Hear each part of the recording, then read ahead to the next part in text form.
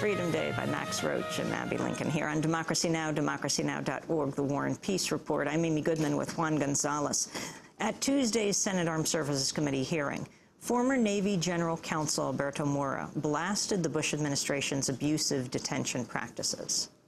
To use so-called harsh interrogation techniques during the War on Terror was a mistake of massive proportions.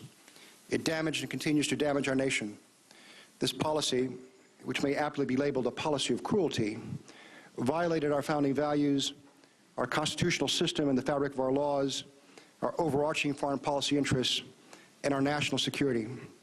The net effect of this policy of cruelty has been to weaken our defenses, not to strengthen them. Before examining the damage, it may be useful to draw some basic legal distinctions. The choice of the adjectives harsh or enhanced to describe these interrogation techniques is euphemistic and misleading. The legally correct adjective is cruel. Many of the counter-resistance techniques authorized for use at Guantanamo in December 2002 constitute cruel, inhuman, or degrading treatment that could, depending on their application, easily rise to the level of torture. Many Americans are unaware that there is a legal distinction between cruelty and torture, cruelty being the less severe level of abuse. This has tended to obscure important elements of the interrogation debate. For example, the public may be largely unaware that the government could evasively, if truthfully, claim, and did claim, that it was not torturing, even as it was simultaneously applying cruelty. Yet Americans should know that there is little or no moral distinction between cruelty and torture, for cruelty can be as effective as torture in savaging human flesh and spirit and in violating human dignity. Our efforts should be focused not merely on banning torture, but on banning cruelty. Former Navy General Counsel Alberto Mora blasting the Bush administrations. We turn to Mark Benjamin, who is with Salon.com, the significance of Mora's statement.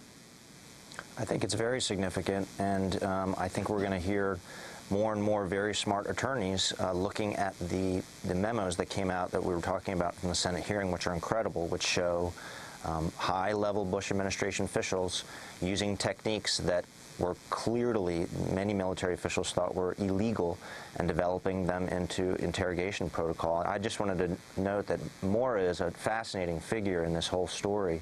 Mora is one of the people, he was general counsel at the Navy, and in late 2002, as Secretary Rumsfeld, at least on the military side, was implementing these interrogation protocols, which a lot of attorneys think are illegal, he literally was threatening Rumsfeld's counsel, Jim Haynes, to rescind that order, and in fact, essentially threatened to go public.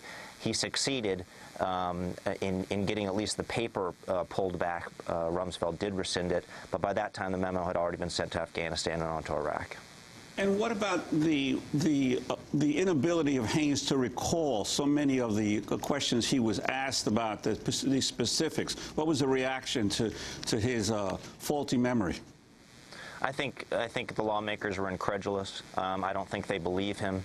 I think that they believe he was trying not to incriminate himself.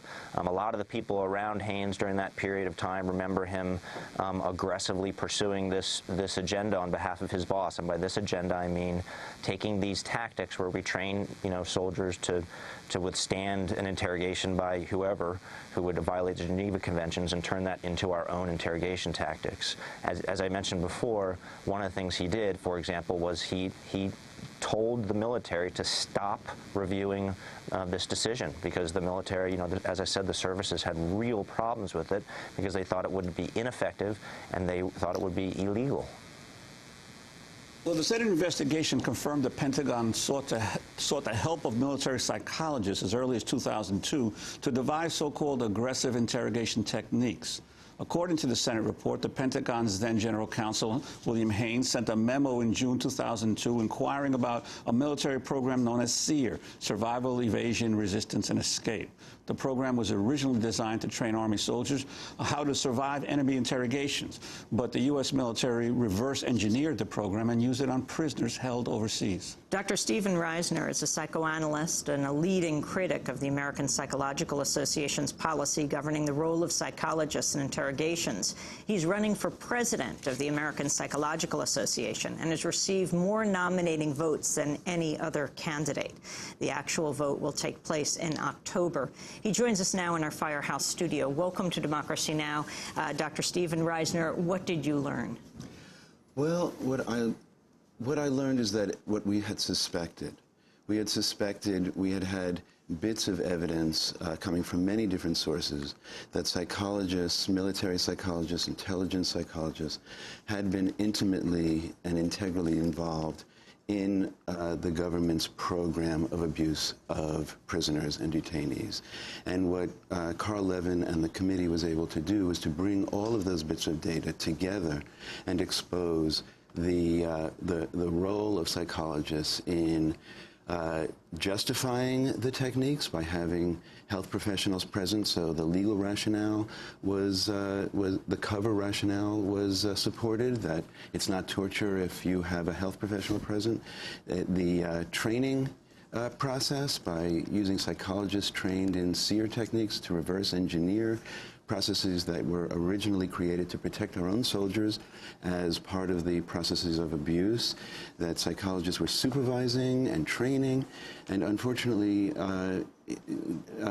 for the profession of psychology, Senator Levin laid it all out so clearly and so tragically. So what's happening right now in the APA? I mean, this is a raging battle. You were one of the chief dissidents, and now you're running for president. You got the most nominating votes. How significant is this hearing in this, and is this a debate that's happening among the top 5 candidates that are running?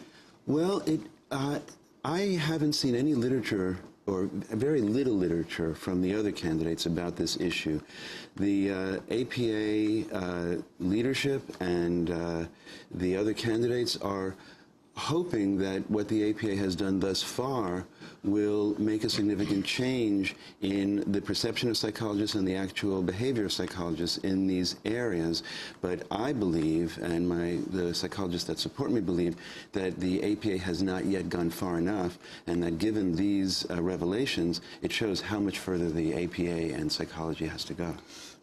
You know, to me, one of the heartening results of all of these investigations of torture is the number of career military people, both in the legal areas of the military as well as officers, who raised questions or objected to these developments. Did you find any examples of psychologists who were employed by the military who stood up and said, hey, this is wrong?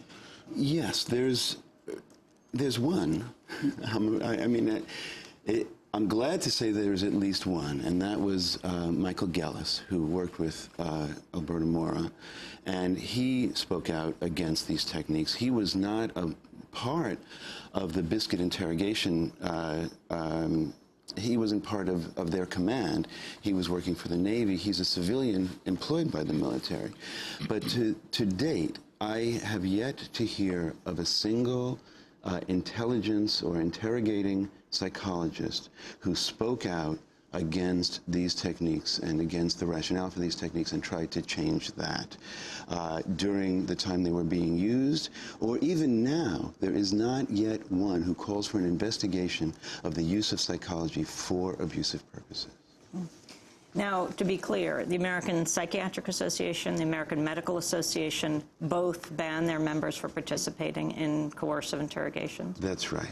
APA has continued to this day to assert that psychologists have an important role to play in military and intelligence interrogations, even if those interrogations take place at sites where the Geneva Conventions don't apply, where international human rights laws don't apply, where black sites, where even the names of the detainees are not released. The American Psychological Association's position so far is that psychologists should be able to. We have wanted to have a debate among the 5 of you presidential candidates, the American Psychological Association. We asked the other 4 candidates to come on today. Dr. Jack Kataif, one of the 5, said, I see this as an internal APA policy matter, not the subject of a radio show, but thanks for thinking of me. We asked Dr. Ronald Rosenski to join us. He declined. Dr. Robert McGrath, he declined. But I wanted to ask you about Dr. Carol Goodhart's position. She sent this statement to us, though she didn't come on. She said, I support the recent APA Council of Representatives amendment that strengthens APA's no torture, no exceptions policy. The amended resolution makes it clear all harsh interrogation techniques, including so-called enhanced methods or no-touch torture or torture light, constitute torture and are always prohibited. Dr. Reisner. Well, I agree with Dr. Goodhart. I think that the resolution, actually it was an amended resolution that was passed by the council. It amended the resolution passed last summer, which didn't really have any teeth in it and had tremendous loopholes. But this one did absolutely prohibit the use of 19 interrogation techniques in any interrogation. It doesn't clearly prohibit such techniques as part of the conditions of confinement. It doesn't prohibit psychologists